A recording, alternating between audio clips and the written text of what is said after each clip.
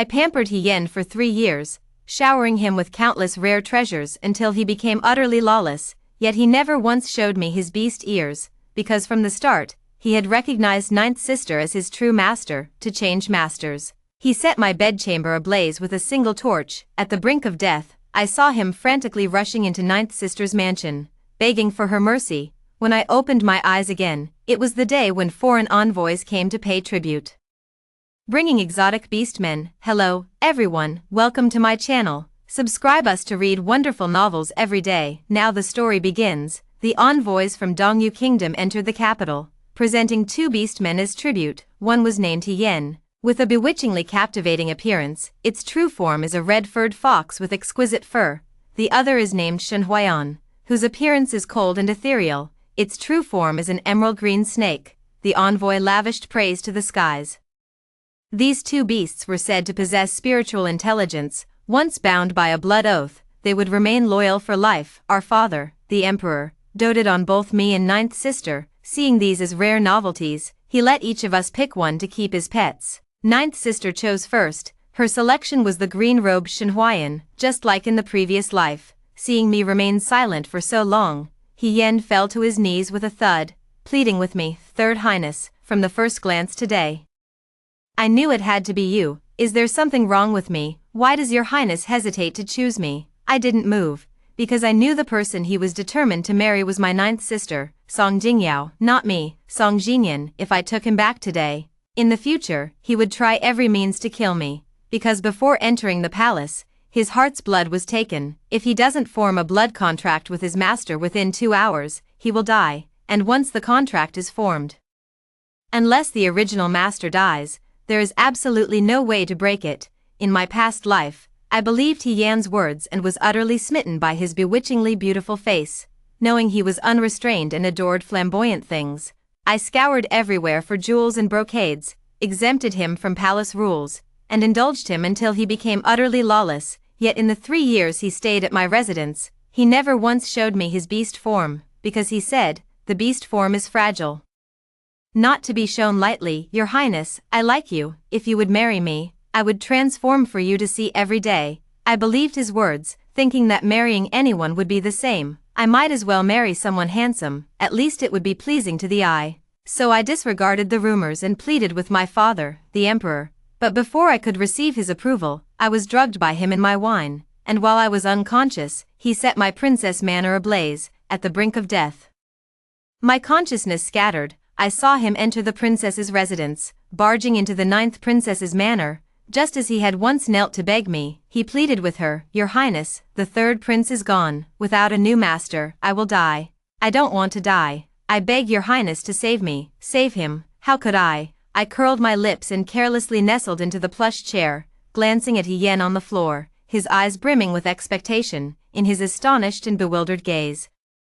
Slowly raising my head, I looked past Ninth Sister to the coldly elegant yet ethereal Shenhuayan behind her, whose ears flushed red the moment our eyes met. Ninth Sister, let's trade. My manor is warm enough. I don't lack a fox fur coat, but I must say, yours looks quite nice, very well behaved. Hien wants to acknowledge Ninth Sister as his master. Of course, I'll grant his wish. After all, only I know how vicious my seemingly gentle and demure Ninth Sister truly is, and how much she delights in tormenting others behind the scenes. The sweeter her smile, the deadlier her kill. To her, Shenhuayan and Hien were no different. Since I brought it up, she naturally agreed. She even teased playfully. This is the first time I've seen Third Sister actively compete for something. I simply smiled without speaking. I waved to Shenhuayan behind her, whose expression was startled yet with a faint glimmer of joy in his eyes. Come here. The young man hesitated only for a moment before stepping toward me. After bowing respectfully to me, he stood quietly to the side. Just as in the previous life, the envoy from Dongyu swiftly took the blood from my fingertip and that of Ninth Sister. Once the covenant was sealed, I did not linger. After taking my leave from the emperor, I left the palace banquet with Shenhuayan. But before I could leave the palace gates, I was stopped by Ninth Sister and Hien. Hien blocked my path. He looked at me, then at Shenhuayan behind me. His eyes were filled with complex emotions, confusion, and what seemed like unwillingness. The Ninth Sister, never one to miss a chance for drama, covered her lips with a mischievous smile. Oh dear, It seems my little fox has something to say to you, sister, little one. Come here, let them have their chat. She beckoned to Heroine, but Heroine remained unmoved. With no other choice, ninth sister could only wave her hand with a smile. Forget it, you two chat first, but make it quick, or my carriage won't wait for anyone. Her smile was sickly sweet, until she walked far away with her maidservant. Yan's eyes darkened as he clenched his fists tightly. Third princess, why? Why didn't you choose me? That's quite an amusing question to ask. I really couldn't help it and burst out laughing. What kind of thing are you? How dare you question this princess? It seemed they never expected I would respond like this. Yan stood frozen in place, the color draining from his face in an instant. No, that's not it. It shouldn't be like this. His eyes widened as he muttered to himself, his shattered expression pitiful beyond words. What does his pitiful state have to do with me? Without another glance at Yan, I left the palace with Heroine. He had seemed so cheerful while still in the palace, yet throughout the journey back to the estate, he remained listless. He lifted the curtain and gazed absently out the carriage window, his face revealing no expression all the way back to the princess's residence. I didn't bother guessing why he was displeased. Holding a cup of hot tea, I nestled into the soft chair and lazily raised my eyes to ask him, "Green snake, are you venomous?" Heroine lowered his eyes without looking at me. "There used to be, but they removed the venom and glands before coming here, now there's nothing left." His voice couldn't be considered cold, yet it didn't sound as pleasant as that your highness he'd uttered in the palace. I frowned slightly. Does it hurt? Just an offhand question, yet the boy froze for a moment, then his brows and eyes relaxed. It hurt before, but not now. A faint smile played at the corners of his lips, barely there yet not entirely absent. It made me somewhat dazed. In my memory, I think I've seen him smile like this before, in my previous life. After he was taken away by ninth sister, I saw him twice. Once was during Father Emperor's birthday celebration, when ninth sister brought him into the palace, but for some reason he seemed distracted, accidentally spilling wine on ninth sister's clothes while pouring, and was punished by kneeling outside the hall. That night, it rained heavily. I couldn't bear to see it, so I had someone bring him an umbrella. Early the next morning, he came. Who knows how long he had been standing outside the door, still wearing the same damp clothes from the night before. The lash wounds on his back split open in the rain, seeping a vast crimson stain, yet he seemed to feel no pain, just as now, his brows relaxed, a faint smile playing at the corners of his lips. "Your Highness, I've come to return your umbrella. Your Highness was in the palace just now. Why choose me?" The hesitant voice instantly pulled back my wandering thoughts. I looked up and suddenly found myself lost in his jade-green eyes, deep as an ink-black pool. The tea's fragrance in my hands was intoxicating. I narrowed my eyes. "Want to know? Show me your beast form, Your Highness. Are you serious?" Heroine's voice trembled, as if he couldn't believe it, yet also as if he was overjoyed. A blush spread from his earlobes to his cheeks, and his hands awkwardly tucked themselves behind his back. He looked rather peculiar like this. I figured it's just a look at the beast form, not such an unreasonable request. The voice turned slightly cold.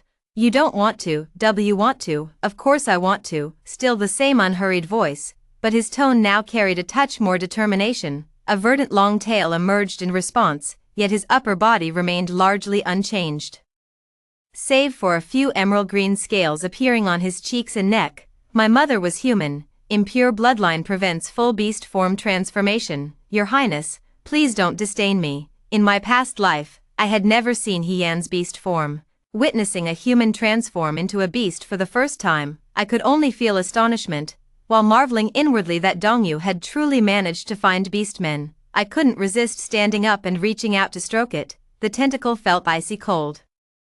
The skin beneath my hand was like a piece of exquisite cold jade. "Beautiful," I sincerely praised. The moment I withdrew my hand, I suddenly noticed a slightly darker scale. "What's this?" I reached out and lightly touched it, but with just that gentle touch, I suddenly heard Heroine let out a muffled groan. The emerald green tail beneath him shivered and instantly coiled into a tight ball. "Your Highness." The youth's voice suddenly grew hoarse. As I looked up, I saw his face flushed crimson, his eyes brimming with desire. "Your Highness, don't touch there, I beg you." In this current situation, even without worldly experience, I instantly understood what lay beneath the scales. Clearing my throat, I withdrew my hand and averted my gaze. "Step back." Heroine had evidently never encountered such a situation before.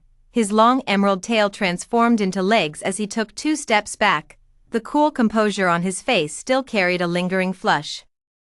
His eyes filled with nothing but chagrin and helplessness. Understood. His lashes trembled slightly as he discreetly adjusted the hem of his loose robe, then bowed respectfully before taking his leave. Even as he left, his expression had regained its composure. Yet his slightly hurried steps betrayed the turmoil in his heart. Only when the sound of footsteps completely faded did I withdraw my gaze. Lowering my eyes to my still warm fingertips, I composed my expression. Take a few men to keep an eye on his courtyard. After a pause, I slightly curled my lips and added, I've heard snakes are sensitive creatures. Hide well, don't let them notice. The hidden guards in the shadows acknowledged the order with a quiet yes before silently departing. The hall remained quiet for a long while before the stewardess, He Nyang, finally entered with the account books in hand. Third Highness. Our shops have earned a total of 107,328 taels of silver this month. Shall we send 5,000 taels to the second prince as usual? She reported as expressionlessly as ever. I did not respond immediately. Lowering my gaze, I recalled the great fire from my past life and the scenes from today's palace banquet after my rebirth. Opening my eyes again, my heart had already made its decision. Send it. Leave a gap this time, no need to avoid it too tightly. This city of Pinglan has been quiet for far too long. It's about time for some excitement, and excitement came swiftly. Just 2 days after sending the silver to Second Imperial Brother's residence, Sixth Brother sent over an invitation, saying he wanted to see the beast folk for himself. He invited me and Ninth Sister to bring Heroine and Heroine to Deer Ridge for a hunting trip in half a month. He said it was just a small gathering among siblings, but when we arrived, the envoy from Dongyu was also there. I don't know what that envoy said to the sixth prince, but Song Yenchuan suddenly proposed with a smile, Third Sister, Ninth Sister, I've heard beastmen excel at hunting. Why don't we have these two compete in the woods? Perfect timing. I recently acquired a priceless red coral hairpin that would make an excellent prize. Whoever wins shall take it. How does that sound? I was less than enthusiastic. A mere coral hairpin. My mansion is full of them, hardly worth the fuss. Yet his suggestion seemed to please Heyen immensely. Before Ninth Sister could respond, Heyen stepped forward to accept the challenge. Then provocatively asked Shenhuayan, how about we compete to see who can hunt the largest and fiercest beast within 1 hour? Though his question was directed at Shenhuayan, his gaze, intentionally or not, lingered on me. His peach blossom eyes were deep and inscrutable, clearly scheming something. I had seen this look of his once before, in my previous life. It was him who set my princess mansion ablaze, wearing that same sweet-talking expression. Unpleasant memories resurfaced. Souring my mood, I turned my head toward Shenhuayan, my tone already laced with impatience. Hunting is dangerous. If you don't want to go, then don't. If my people don't wish to do something, no one has the right to force them. As the words fell, Heyen froze momentarily, his expression darkened instantly. Gritting his teeth, he glared at Shenhuayan with eyes that seemed to burn with fire. I heard your snake clan is weak and cowardly, living all day in dark ditches. Could it be you're too scared to compete with me? Yet Shenhuayan remained completely unfazed, his gaze rested on me, still wearing that same cool and detached expression. Your Highness, I am not afraid. That red suits you. I'd like to win it for you. Shenhuayan and Heyen rode their horses into the woods. The second and fifth brothers were coaxed into following, leaving only me, the ninth sister, and the sixth brother Song Yenchuan, who claimed a headache from drinking too much. Third sister is truly blessed. I see both beastmen are quite taken with you. Jiomei covered her lips, her face alight with mischievous laughter. Song Yenchuan also leaned in closer. I see third sister is quite protective of that snake, but then again, third sister has always been partial to her own people. His words carried hidden meaning. The reason wasn't hard to guess. He simply knew I'd been secretly sending money to the second prince. My maternal family was the Su clan, the wealthiest in the Great Yun dynasty. At the age of 15, my grandfather entrusted me with full management of the shops on 3 streets in Pinglan City. I had a decent knack for business. Within just 5 years, I doubled the shop's income and even persuaded my father to establish a maritime trade office, opening trade routes with countries like Bailwan and Nanzhao. But I'm inherently lazy. Since my subordinates could shoulder major responsibilities, I've never bothered with the details. I only check the accounts once a month and secretly send some silver to my second elder brother. my mother passed away early. And people in the palace looked down on my maternal family for being merchants, so my childhood years in the palace weren't easy. My second elder brother and consort, you were kind-hearted and sheltered me for a time, therefore, I was also willing to secretly send them some silver each month, so they could live more comfortably. In my previous life, Song Yenchuan had also hosted a lively polo match, just like today. This happened 2 months before the Great Fire at my princess's residence. Back then, he had also spoken with hidden meanings, just as he did today. Even now, she leans close to my ear, quietly asking me for money. Third sister, you've been managing those shops all these years, surely you've sent plenty of silver to second imperial brother, haven't you? With the same sibling affection, you can't favor one over the other, can you? Ninth sister, he wants to pull ninth sister into his faction, but just like in the previous life, ninth sister ignored his bait. Third sister's money is hers to give as she pleases, for sixth brother to demand it outright. How is that any different from those beggars on the street? You're a prince, after all. Have some dignity. When she mentioned the word beggars, she even covered her nose and mouth with a handkerchief. The look of disdain was unmistakable. Even after being rebuffed, Song Yenchuan didn't take offense, merely gazing at me with a smile. Third sister, what do you think? The scene, identical to the one from my past life, sent a chill through my heart. I glanced at the seemingly gentle smile at the corner of his lips, then averted my gaze, leaning lazily against the table as I picked up my wine glass. After downing the cup in one go, my eyes lingered in the direction where He Yen and the others had left before I slowly curled my lips. Sixth brother, weren't you always the one who looked down on my merchant's stench of copper? Ninth sister is right, save some face for yourself. In my past life, it was indeed He Yen who killed me. A cup of drugged wine left me completely paralyzed, then he set my bedchamber ablaze. I saw with my own eyes He Yen starting the fire. And I also witnessed him fleeing into ninth sister's residence, but he was an orc sent from Dongyu, in Dayun. At best he was a slave, even if he truly fancied ninth sister, fancied her enough to kill me to change masters, without someone's instigation. He would never have dared to act, otherwise, he wouldn't have remained obedient and well-behaved in my household for 3 years. He was indeed acting under someone's orders. During that great fire, as my consciousness faded, I saw with my own eyes him rushing into ninth sister's residence. I saw him voluntarily reveal his beast ears and tail to bare his heart, kneeling to beg ninth sister to renew their contract with him. When ninth sister heard I had died, without even asking, she thrust her sword through his vitals, her eyes even turning red. Traitorous scum, you made a pact with third sister, so you'd protect her with your life. How dare you flee alone? With third sister gone, you deserve to die too. She ordered He Yen to be bound and personally sliced his flesh piece by piece.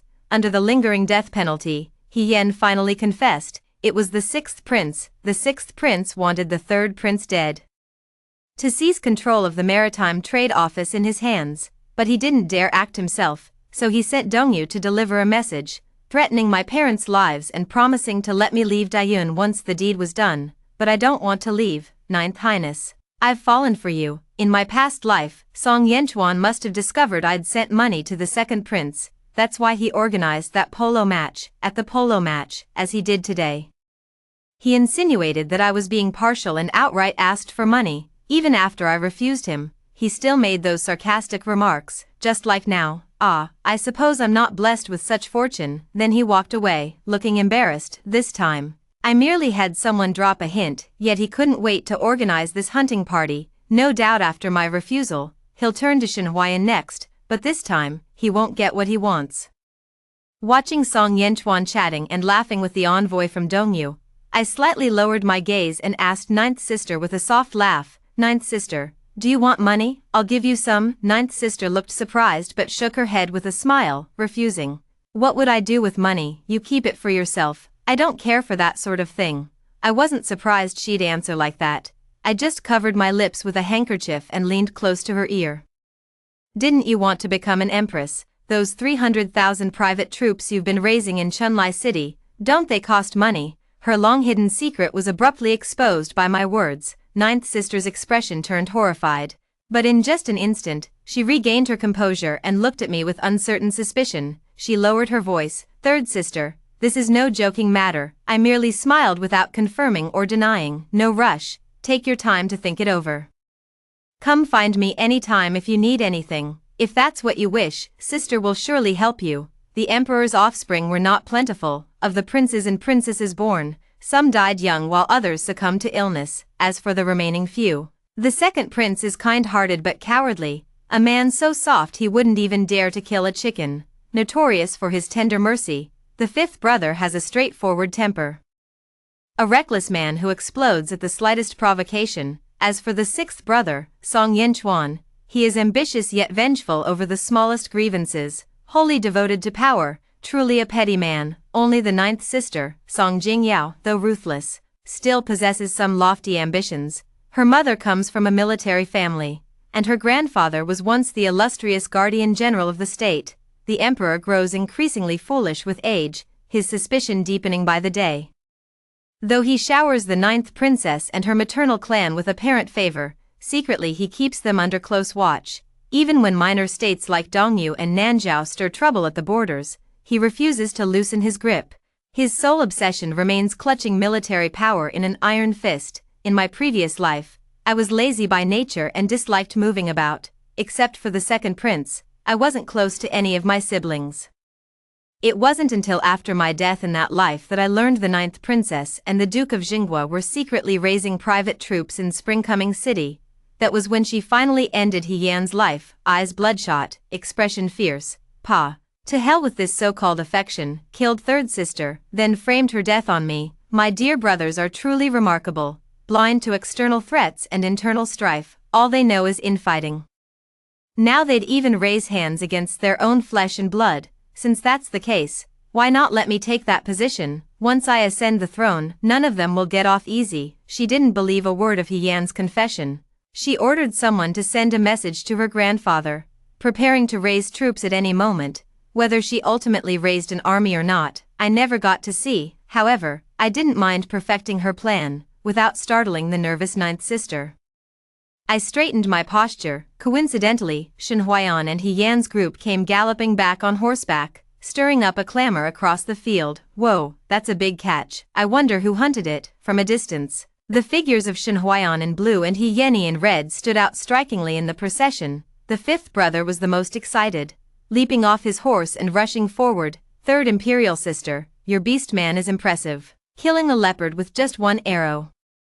Lend him to me for a couple of days. The response came from second imperial brother, frowning with displeasure. Fifth brother, that beast man was bestowed upon third sister by our imperial father. How could you casually ask to borrow him? I didn't respond. My gaze fell upon Shen Huayan. He dismounted from his horse, still gripping the hunting bow in his hand. I couldn't tell whether it was because he'd heard fifth brother's words. His brows furrowed slightly, and his already expressionless face grew even colder. Seeing him hesitate, I crooked a finger at him. Come here. At these words, a glimmer lit up his eyes as his features suddenly relaxed. Your Highness. He stepped forward, his tone measured and unhurried. Only when he drew near did I notice the crimson stain spreading across his lower back. I frowned. You're injured. His footsteps halted, his voice slightly tense. Just a minor injury, nothing serious, nothing serious. The tear in his clothing at the wound was too neat. It didn't look like a beast's mauling, but rather as if someone had stabbed him with a sword. Who hurt you? I let out a cold laugh, sweeping my gaze over each of the returning figures. Finally, my eyes landed on He Yan, who wore a long sword and avoided my gaze. As my voice suddenly turned icy, what remarkable skill, daring to openly harm someone under my protection. Do you truly hold me in such contempt?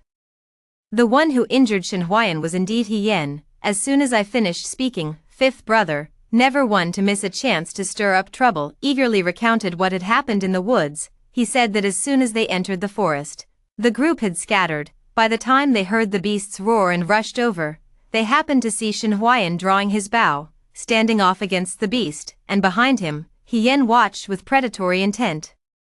He actually took advantage of Shen Huayan's confrontation with the beast to thrust his sword into Shen Huayan's waist. His tone was calm, but I could sense the danger beneath it. Watching He Yan's face grow increasingly pale under the fifth prince's accusation, my anger surged inch by inch. I couldn't help but let out a soft scoff. Ninth sister, it's your belonging. How do you think we should deal with it? Kill him. Ninth sister's tone was casual. After all, he's only good-looking. Keeping him around isn't much use, very well, saves him from harming others again. I didn't find Ninth Sister's suggestion inappropriate at all, yet Yen reacted as if he'd heard something unbelievable, his eyes widening suddenly as he exclaimed in shock, "Third Highness, you'd actually kill me for his sake. Why? It shouldn't be like this." His pupils trembled, panic visibly written across his face. He even began to speak incoherently. "You've only known him for half a month. Why are you protecting him like this? It should have been me standing by your side. Why didn't you choose me this time?" His words were blunt. Almost instantly, I realized he had been reborn. How laughable. Since he still remembers how he killed me in his past life, how dare he question me? But it's just as well that he's been reborn. If he doesn't want to die, then I'll grant him his wish, Ninth Sister, since he doesn't want to die. Just leave him with a breath of life, lest someone accuses us before the Imperial Court, saying that the two of us are cruel and disregard human lives. Ninth Sister enjoyed tormenting people. The manor held a group of heinous prisoners condemned to death. On ordinary days, she also liked to devise methods on those prisoners that would make them beg for death yet unable to die. In her previous life, rumors of her ruthlessness were rampant, at that time, unaware of the reasons. I too kept my distance from her like others. It wasn't until after death that I learned she commanded an army of 300,000, finally understanding the truth. To maintain strict military discipline, besides effective training methods, one must balance kindness with authority. Not everyone on the battlefield fears death, nor is everyone loyal. Though torture is inhumane, it remains the most effective method to deter spies and deserters. Yen was dragged away. I wonder if he's truly afraid we'd only leave him barely alive. An envoy standing beside Song Yenchuan suddenly spoke up, gazing at me and Ninth Sister with an inscrutable smile. The beast men possess extraordinary talents. Coupling with them through dual cultivation not only preserves youth but extends lifespan. Their appeal isn't merely skin deep. Your Highnesses shouldn't let such opportunities go to waste.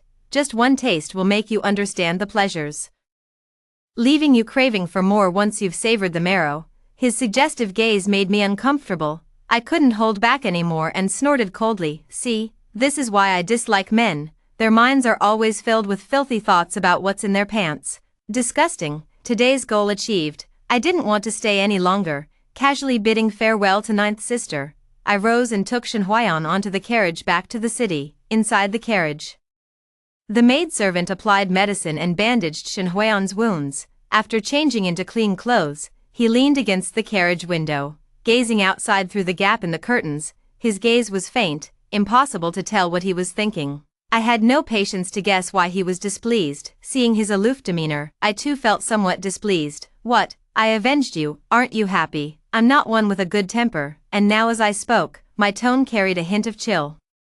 Shenhuayan looked up at the sound, his eyes trembling slightly. Only then did I notice that his complexion was even paler than it had been on the hunting grounds earlier. He seemed to want to say something, his thin lips parting slightly.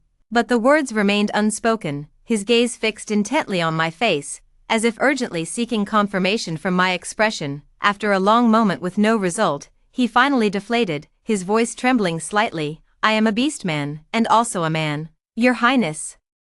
Do you think me lowly? Do you find me repulsive?" Shenhuayan's words took me by surprise. After the initial surprise, a flicker of interest suddenly arose within me. "Little green snake, you haven't developed some improper delusions about this princess, have you?" I rose and leaned closer, hooking a finger under his chin to force him to look up at me. Gazes locked, breaths entwined. He didn't speak, just held his breath as his ears gradually reddened. In those eyes staring straight at me lingered unconcealed desire and fluster. This silence was the perfect answer. His innocence was so pure that it inadvertently stirred up a mischievous urge in others. I've always followed my whims, nor do I care to hide my wicked nature, so I took advantage of his dazed moment. Leaning down to press my lips against his under his astonished gaze, Shenhuayan had a coldly elegant appearance and an aloof temperament. The last time I touched his serpent tail, I knew his body temperature was snake-like, different from ordinary people, but I never expected even his lips to be cold. The moment our lips met, I could distinctly feel his body shudder violently. The next instant, his breathing grew erratic. Helplessly, he closed his eyes. His confusion didn't last long, as he gradually became intoxicated by the moment, yet I had no intention of letting him have his way. just as he was about to reach out to embrace and kiss me, I let go and stepped back. Little green snake, remember this, whether it's a man or a beast, whether they're lowly or disgusting depends entirely on themselves. Those who rely on beauty to please others will find love fading as their looks fade. This applies to both men and women. If you position yourself merely as a dual cultivation tool for preserving youth, as the envoy said, I can discard you at any moment, just like this. My words were probably too blunt. Heroine, who hadn't yet emerged from the throes of passion, instantly paled again. Seeing his nearly shattered expression, I felt a twinge of remorse. Unable to help myself, I sighed softly and sat back down, casually popping a candied fruit into my mouth. Heroine. I called his name. Only when he raised his eyes to look at me did I lean back into the soft cushion and slowly part my lips. Ninth sister and I were not favored by our imperial father in our early years. Simply because of the hierarchy of scholars, farmers, artisans, and merchants, with merchants ranked lowest. My maternal family engaged in commerce, and both ninth sister and I were daughters. So what? I hold the lifeline of the Maritime Trade Office, and the taxes I pay each year could sustain 100,000 elite troops of Dayun. A woman, a merchant, when I stand high enough, who cares about my identity? Even my imperial father has no choice but to favor me. I paused, carefully choosing my words. Indeed, you are good-looking and have a docile temperament. I quite like you, but this fondness is no different from my affection for the cats, dogs, flowers, and birds in my mansion. If you want me to look up to you, you must show me something worthy of my respect. At the very least, you shouldn't stand too far beneath me. Heroine wasn't stupid. He understood immediately with just a hint. I see now. He reined in his emotions, murmuring to himself, though I couldn't tell if it was just my imagination. When I looked back at him, I actually saw a glimmer of determination in his eyes. Your Highness, if one day I could stand by your side, would you permit me to offer my true heart? His expression was calm, his tone light, yet his gaze burned fiercely, scorching enough to frighten, making one dare not meet it directly. Not necessarily. I uncomfortably averted my gaze. Who can say for certain about the future? After that, not a word was spoken the entire way, the carriage remaining eerily silent. It was already evening when I returned to the princess's residence. After entering the residence, I was busy discussing important matters with Henyang and did not summon Heroine to dine together as usual. But when I returned to my bedchamber late at night, I saw a red coral hairpin lying quietly on the dressing case. This was sent by Heroine's orders, the maid said, noticing my gaze lingering on the hairpin. The maid Liu Xiang smiled knowingly without further comment, then her tone shifted as she said solemnly, someone from the 9th princess's residence sent a secret message inviting you to meet tomorrow. Shall I arrange it in the secret chamber? Withdrawing my eyes from the coral hairpin, I closed the dressing case. She also suppressed the vague, unknown emotions rising in her heart.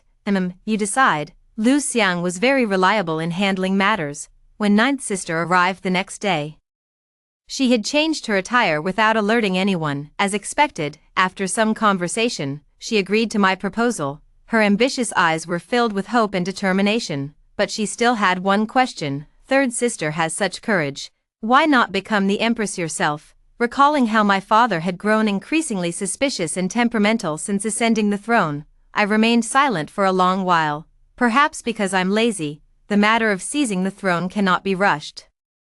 Governing a nation is different from commanding an army. It's not something that can be accomplished overnight. Beyond secretly finding a few reliable tutors for ninth sister to teach her the ways of rulership, everything seemed unchanged from before, but I knew the undercurrents beneath Pinglan City had already begun to stir. Since the hunting day, Heroine has rarely left his courtyard. It's said he either reads books or practices swordsmanship. Meanwhile, the 6th prince has met with the Eastern envoy several times, according to reports from the spies watching him. Their meetings always take place at night. After talking secretly all night, they left one after another at dawn, unnoticed by anyone. Half a month later, before the envoy departed, he even arranged to meet Heroine and Yen. Their meeting was conducted in secrecy. Had it not been for the covert guards monitoring daily, no one would have noticed Heroine's departure. I could roughly guess what they discussed during their meeting, but I never expected that upon returning, Heroine would come straight to knock on my door. Your Highness, Minister Fei threatened the lives of my people. demanding that I gain your trust and then silence you permanently. He also instructed me to implicate the 9th princess after the deed was done, to plunge Great Yun into internal chaos, a fall into the pit, a gain in your wit. Having died by He Yan's hand in my past life, I was indeed wary of Shen Huayan. Now seeing him so straightforward and sincere, I found myself momentarily at a loss for words. I understand, I replied. I lowered my gaze to avoid his eyes, struggling to keep my voice steady. Lately, I hadn't been seeing him often, but each time we met, the way he looked at me grew more intense than before. Perhaps he too became aware of the impropriety in his gaze, for he lowered his eyes. There's one more thing. While the beast folk can indeed form pacts with humans and pledge loyalty, it's never done through blood. The unspoken implication was a reminder that neither he nor He Yan regarded me or 9th sister as masters. 9th sister might also be in danger. I had suspected this news ever since He Yaning personally killed me in my previous life. Hearing it now, I was only briefly surprised before it no longer seemed unexpected. I see. If there's nothing else, you may leave. Without looking up, I flipped through the pages of the book in my hands, trying to ignore his scorching gaze. After a long while, I finally heard him respond softly, "All right." The sensation of being closely watched finally faded as Shen Huayan turned to leave. But the sound of footsteps started and then stopped abruptly, suddenly falling silent. Finding it strange, I couldn't help but look up, yet unexpectedly met his burning gaze. He must have hesitated for a long time, his brows slightly furrowed, eyes filled with struggle and uncertainty. After a long pause, he finally asked me, "Your Highness, did you not like that coral hairpin?" "I don't like the filth that came from Song Yanchuan," I answered instinctively. He seemed somewhat surprised, yet somehow pleased. Moments later, his eyes actually curved into crescents. "Good, I understand." The sound of footsteps faded. This time, he had truly left, only my chaotic thoughts remained. Shen Huayan, did he just smile? After the envoy from Dongyu departed, Song Yanchuan quieted down for a while. Shen Huayan remained as persistent as ever, doing nothing but waiting outside my courtyard every day, trying every possible means to catch a glimpse of me. He simply holed up in his room, refusing to go anywhere. I passed the time by casually checking the account books, and before I knew it, 2 months had flown by. 2 months later, I received an invitation from 9th sister. The floral invitation was personally delivered by her closest maidservant, summoning me to a banquet at the suburban villa the following day. I did not decline. Early the next morning, I set out by carriage beyond the city walls. The journey proceeded smoothly throughout, yet just as the villa came into view, the horses suddenly panicked and bolted wildly, throwing both the coachman and maidservant from the carriage before charging into the woods. I passed out after being jolted against the carriage in the bumpy ride. When I came to, my hands and feet were tied, and everything before me was pitch black. As my eyes adjusted to the darkness, I realized I was locked in a cramped little room. Outside the window, the moonlight had long since risen. "Your Highness, you're awake." A man's voice came from behind. An oil lamp flickered to life, its dancing flames casting He Yan's face in a ghastly, sinister light. Holding the lamp, he approached and looked down at me with lowered eyes, as if asking me, yet also as if speaking to himself, "Your Highness, why didn't you choose me in this lifetime?" His tone was certain, clearly already aware that I had also been reborn. This was the 3rd time I'd heard him ask why I didn't choose him. Sure enough, hearing it for the 3rd time, it was still just as ridiculous. "Why should I choose you? Do I think my life isn't short enough?" He Yan's eyes flickered slightly, a flash of killing intent passing through them. In the blink of an eye, his gaze lowered again, reverting to the docile obedience of his past life. "I didn't do it willingly. They threatened my parents' lives. I had no other choice. I regretted setting the fire immediately. I rushed into the flames to save you, but it was too late. Your Highness, I love you. How could I possibly live on without you?" He knelt down and buried his head in my lap. A pair of beast ears materialized atop my head, while a long, fluffy tail emerged from beneath my clothes and coiled around my ankle. "Your Highness, in this life they tried to blackmail me too, but I refused. I don't want to consider my parents' lives, nor be constrained by them. I only wish to fulfill the desire I couldn't complete in my previous life. Your Highness, since heaven has given us another chance, let's get married, shall you? You said you liked me, promised to marry me." I knew foxes were cunning, and fox beast men had deep thoughts, but I truly didn't expect He Yan to be not cunning. but rather the shameless type. At this moment, his tone was sincere, he lowered his posture to the extreme. Had I not witnessed with my own eyes in my past life how he knelt and begged Ninth Sister, only to be executed by her through Ling Qi? Had I not known that he never formed a bond with anyone from beginning to end, I might have truly believed him. Oh, you'd really join me in perishing amidst the flames, probably thinking I was softening my stance. He Yan looked up, of course. He moved his face a little closer, thinking I still adored his face as much as I did in my past life, but he'd suffered quite a bit of torment from Ninth Sister recently and had grown much thinner, her cheekbones protruded, and her usually rosy lips were deathly pale. Not only was there no trace of her former beauty, but she looked eerie and terrifying, like a ghost, ugly. Clearly, she had no self-awareness about her current appearance, eager to prove his point. He spoke urgently, "Your Highness, I know you chose Shen Huayan just to provoke me. I truly know I was wrong, won't you stop being angry with me?"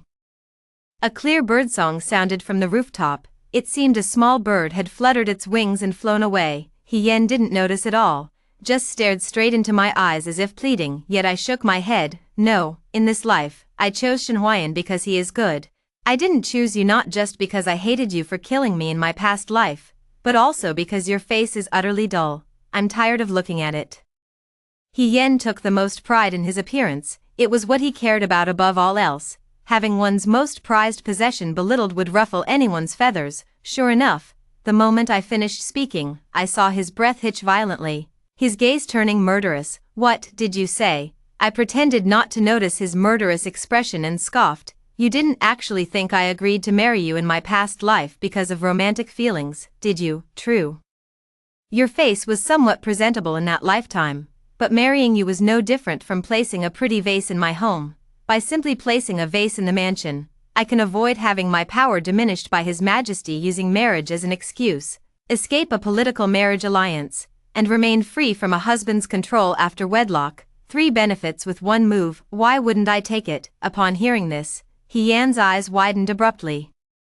His chest heaved violently as his feigned affection finally shattered. He dropped the act. "Song Jinyan, given this second chance at life, I was actually considering sparing you, since you refused to cooperate. Don't blame me for being ruthless." Gritting his teeth, he suddenly reached out and grabbed my throat. The hand around my neck tightened relentlessly, the air in my lungs growing scarcer by the second. I felt not a shred of fear, only a faint thrill of excitement. Still struggling, I taunted him. "Oh, and what makes you think you can kill me twice?" He Yan probably believed that by imitating Jiomei's handwriting, bewitching those close to her, and luring me out of the city, I wouldn't suspect a thing. Little did he know, I had long anticipated his move. This time I was captured. It was all part of the plan. The moment I left the city, not only were countless hidden guards following me, Ninth Sister had indeed invited Second Imperial Brother and Fifth Brother for a gathering, performing a scene before them where He Yan injured his master, rebelled,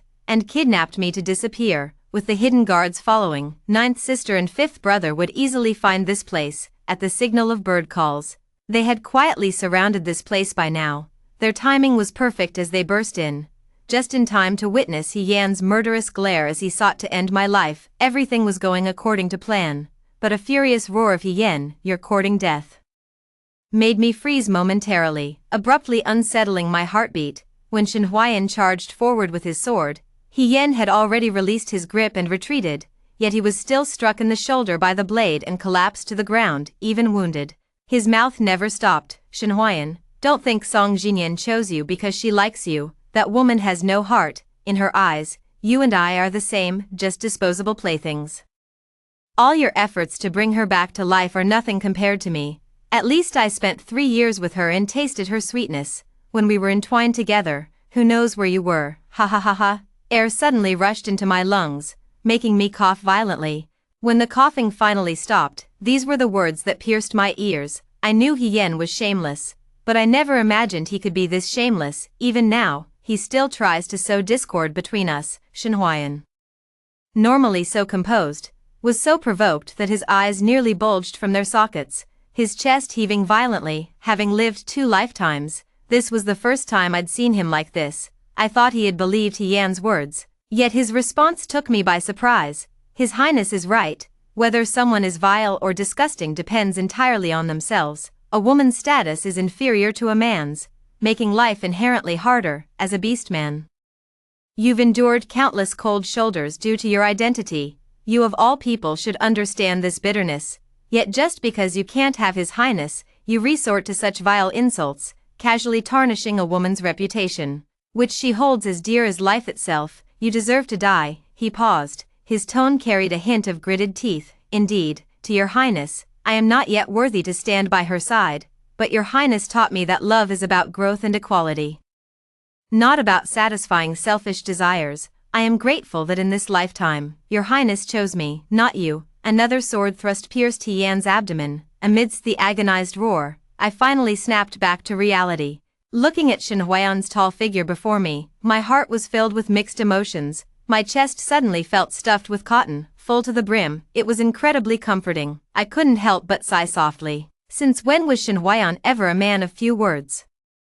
Clearly quite eloquent with words. I had no idea when I'd ever taught him such things. "Stop killing, leave him breathing." I stood up, signaling for him to untie me. Little did I know that such an offhand remark would reignite He Yan's hope. "Your Highness, you still care for me deep down, don't you? You still can't bear to part with me, right?" Struggling, he crawled over on his knees, trying to embrace my legs. His appearance was terrifying, like a malevolent ghost. Where was even a trace of his former bewitching beauty? I couldn't help myself and kicked him further away. "Can't bear to part with me. Do you know why I didn't kill you? Why I spared your life? Of course, because keeping you alive still serves a purpose." Seeing him stunned, I took great pleasure in kindly reminding him to look at Ninth Sister watching the commotion outside. "Do you still remember how it felt to be executed by 1,000 cuts? If you don't want to experience that again, I suggest you confess the mastermind behind this kidnapping and murder as soon as possible." He Yan must have suffered quite a bit at Ninth Sister's hands in this lifetime. The moment he caught sight of Ninth Sister, he trembled like a sieve, his eyes wide with terror, unable to utter another word. "With Ninth Sister here, I can rest easy leaving the cleanup to her, by promising second brother and fifth brother each 100,000 taels of silver." I finally managed to curb their curiosity about the rebirth matter. Without lingering any longer, I took Shen Huayan and boarded the carriage back to the city. About Shen Huayan, I originally had a pile of questions to ask. I wanted to ask how he knew where I was today. I wanted to ask why he had said those words. I even wanted to ask He Yan what he meant by going to great lengths to exchange for my rebirth. But for some reason today, my heart was pounding with unease. I never managed to ask the question even after returning home. Instead, he beat me to it. "Your Highness, after much deliberation, I wish to return to Dongyu." His words came abruptly and weakly. All the righteous indignation he had shown when confronting He Yan was gone. "Why?" I heard my own voice tighten slightly, yet I saw him suddenly lower his gaze, the corners of his lips lifting in a bitter smile. I revealed the Eastern envoy's entire scheme.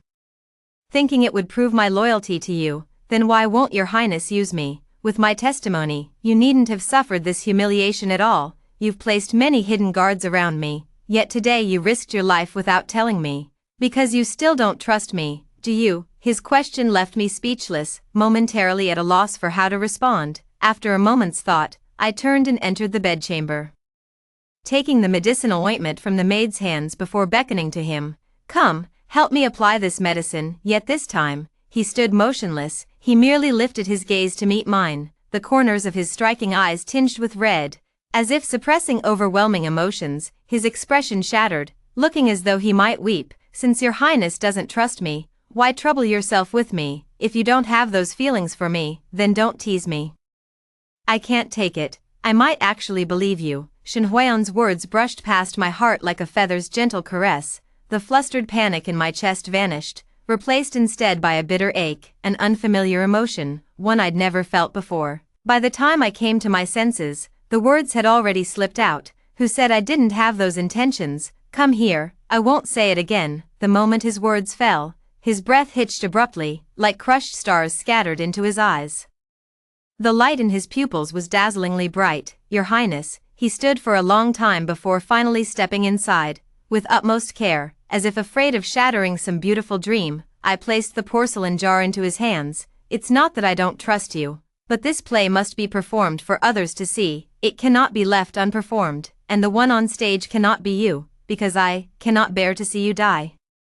My bruised throat felt cold. I couldn't tell whether it was from the ointment or his touch, until he silently stepped back. Only then did I pick a piece of preserved fruit from the candy box on the table and place it into his mouth. As the fruit touched his lips, I raised my head to gently kiss him, a fleeting touch, then parted. "Is it sweet?" "It is." "Then remember this taste. Apart from Pinglon City and my residence, you'll never find sweetness like this again." I paused.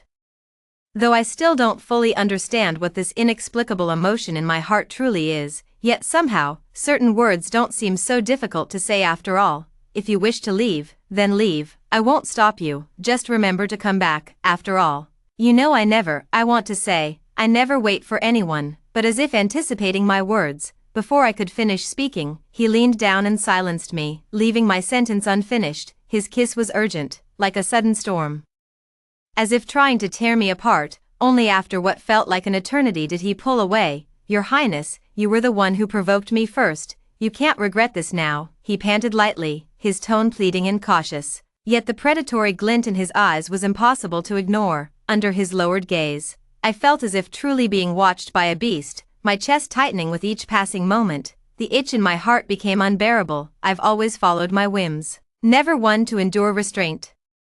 Reaching up, I looped my arms around his neck. The thought barely formed when the words escaped my lips first. "Shenhuayan, don't leave tonight." He seemed not yet disentangled from that kiss. The rims of his ears flushed slightly, his eyes brimming with unmistakable desire. The moment my words fell, the air seemed to freeze for an instant. Almost instinctively, I suddenly sensed a hint of danger, before I could carefully trace where the threat was coming from.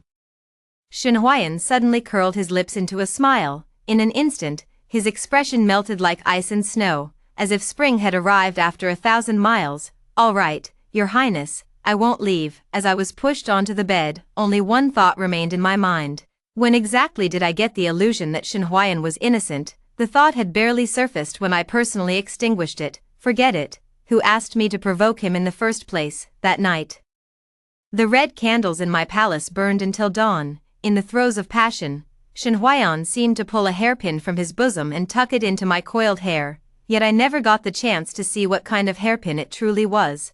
All I knew was that in the dead of night, the man's legs transformed into serpentine tails, tirelessly extending. Only when my eyes could no longer stay open did his gentle whispers finally reach my ears. He said, "Your Highness, I don't know how other beastkin form bonds, but for our serpent tribe, showing one's tail is equivalent to a marriage proposal. The bonding only requires mutual affection, and once the contract is formed, it lasts a lifetime. You'll never be able to leave me," he added. "Actually, we've met before. Before coming of age, serpent beastkin remain in the form of 7 or 8-year-old children. 7 years ago, when my mother and I were fleeing for our lives to Pinglon City, it was you who provided us shelter and saved my life.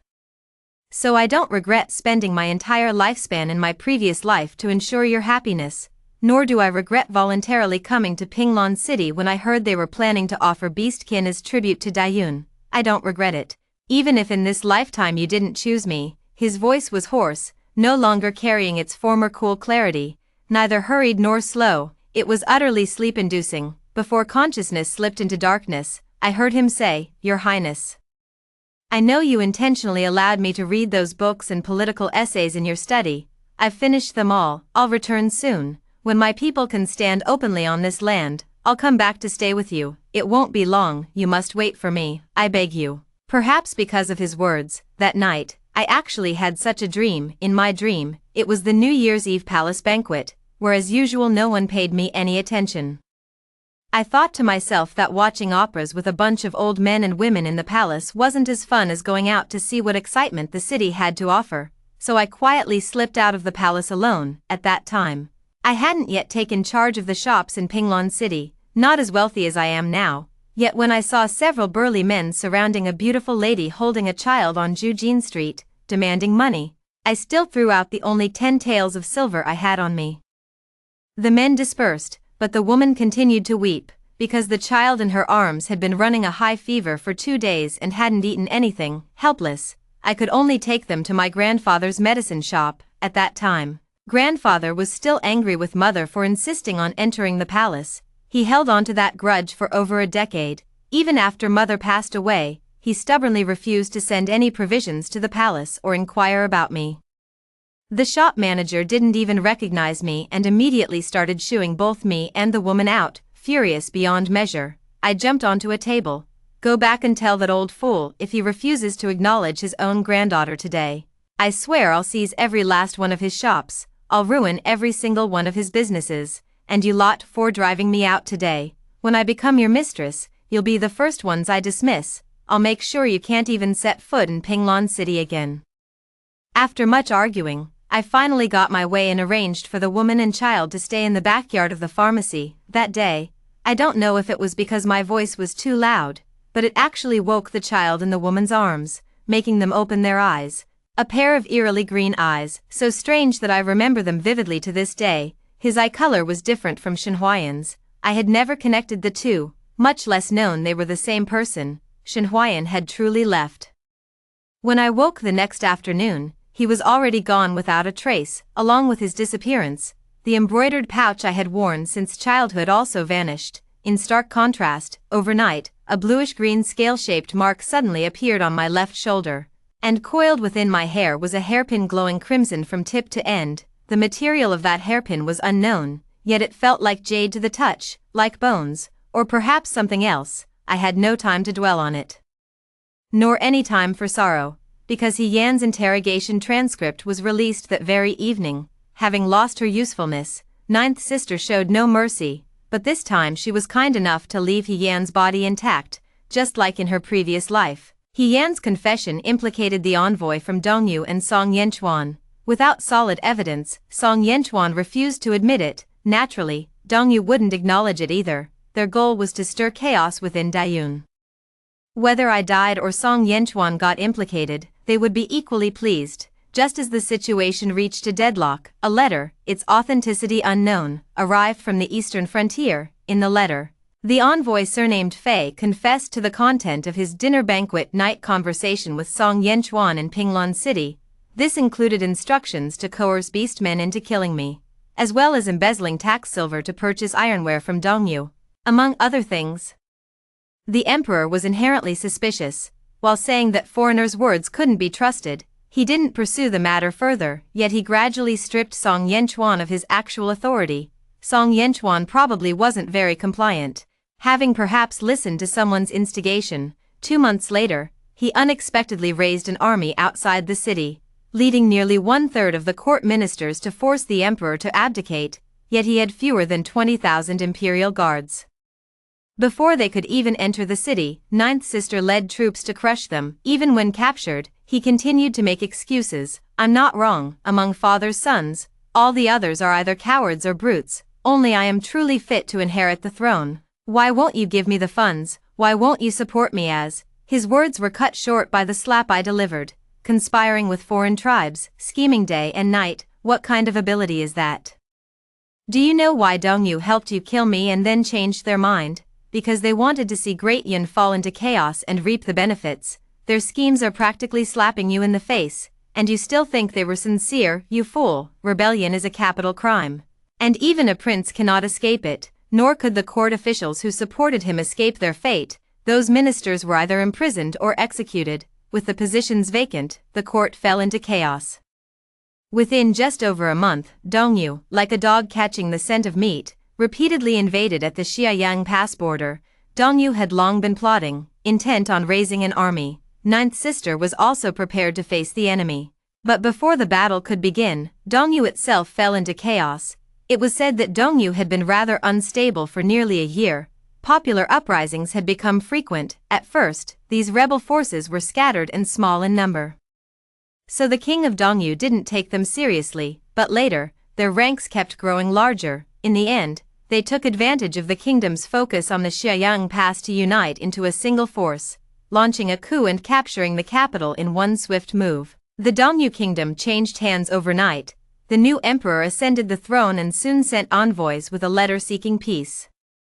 Only then did the world begin to spread the rumor that this new emperor from the eastern reaches was a serpent beastman. When I heard this news, I was at ninth sister's residence going over the accounts. After Song Yanchuan was convicted, Our imperial father intended to promote second imperial brother and fifth imperial brother. After struggling for a while, they realized that one of them had no desire for the throne, wishing only to remain a carefree prince. The other was utterly hopeless. His volatile temper caused blunders wherever he went, making him nothing but a troublemaker. In the end, they had no choice but to compromise and allow the already sharp-witted ninth sister to take part in political affairs. Compared to last year, ninth sister had grown much more composed, yet whenever gossip about me arises, she still enjoys teasing. A snake beastman. Wasn't third sister's previous beastman a little green snake, her face full of mockery? But I couldn't be bothered to engage. I tossed the account book into her arms. Wasn't it you who petitioned to build the school? Don't you need the funds anymore? Hearing this, she finally became serious. Yes. We must quickly decide how much silver to allocate to the Ministry of Works. The school must be built before the new year. With the noise finally subsiding, I secretly breathed a sigh of relief. Just as I was contemplating how to find an opportunity to slack off and pass the account books to Hanyang, suddenly, I saw Lu Xiang hurrying over. Why, Your Highness, someone from the mansion has come. She was out of breath, yet didn't specify who had arrived, only saying it was an honored guest, urging me to return immediately. After a whole day's work, I finally got the chance to rest, something I'd been longing for. I hastily bid farewell to ninth sister. I thought she was just being clever. Noticing how exhausted I was, and came to my rescue, I praised her all the way, unwilling to return to the mansion. Yet there truly stood a man in blue robes, tall and upright in the courtyard. Hearing the commotion, the man turned his head. Between his cool, refined brows was an irrepressible joy. Your Highness. I remained motionless, my expression indifferent. Oh, the new Emperor of Dongyu. Aren't you afraid I'll shout that the new Emperor of Dongyu is here and have you captured? Conquering Dongyu would be effortless then. Hearing this, Shen Huayan's eyes flickered slightly as he averted his gaze. After a long while, he finally stepped forward hesitantly. Your Highness, I am not the new emperor, just a humble envoy. Besides, I promised I would return as soon as possible. Shen Huayan recounted the events of the past year with casual detachment, never once mentioning the dangers involved. Only then did I notice his figure had become more robust than before. His complexion darker, a faint scar now marked his brow. It lent his originally ethereal, almost celestial face a touch more humanity, and a sharper edge. He had changed considerably, yet it seemed unchanged. The gaze directed at me remained scorching, making my heart race uncontrollably and my eyes avert. Since you're an envoy, have a seat and let's talk. I withdrew my gaze and sat down, casually tossing a candied fruit into my mouth. What matter brings the envoy here today?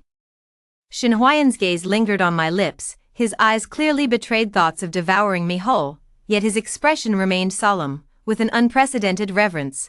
I wish to ask for your Highness's hand in marriage. I currently serve as chief minister in Dongyu, with a residence and official salary. After marriage, both the residence and salary will be entrusted to you. The new dynasty in Dongyu has just been established and its foundations are unstable. I need 3 years.